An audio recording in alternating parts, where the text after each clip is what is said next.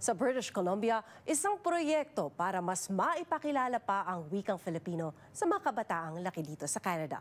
Silipin ang kwentong Pinoy book reading session sa report ni Rhea Santos.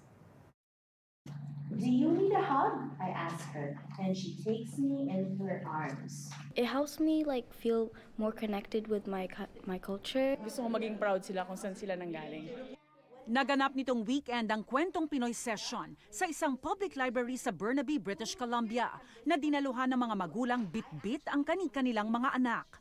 Layo ng pagtitipon na ipakilala ang wikang Filipino at ang kultura ng mga Pilipino sa mga batang ipinanganak at lumaki na sa Canada, maging sa mga gustong patuloy na kumonekta sa kanilang pinagmulan. In Canada, several youth who've been born here and have grown up here are suffering from an identity crisis.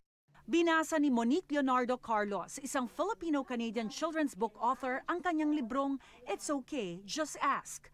Nais niya raw ipakita ang emotional adjustment ng pagsisimulang muli sa ibang bansa sa paraan na maiintindihan ng mga bata. If you're wondering about anything, it's okay to ask. Kahit na bata ka, kahit matanda ka, at least the children will also see themselves in these people, represented in these people. And sometimes it's easier then for children to feel that they belong, especially kung kakalipat lang nila. Really good that they're doing this because especially if Filipinos come here, it will make them feel more welcomed and comfortable. Iba kasi yung feeling na if it's a Filipino author, parang mas na-embody niya yung Filipino culture. Ayon sa Alliance Philippines-Filipino School na organizer ng event, sinimulan nila ang proyektong Kwentong Pinoy para ikonekta ang mga kabataan sa kanilang Filipino heritage.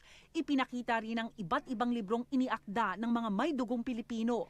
Paalala na may access sa mga ganitong libro ang mga pamilya na nais ipakita sa kanilang mga anak ang pagiging Pilipino sa pamamagitan ng pagbabasa. Filipino Language and Cultural Heritage School is long overdue.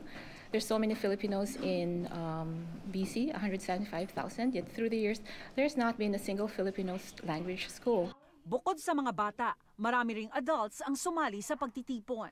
I guess makes your identity whole because you're always wondering, right? Like you're different from everybody else. We should have more classes. There should be for different ages, for different levels. They will be able to speak Tagalog.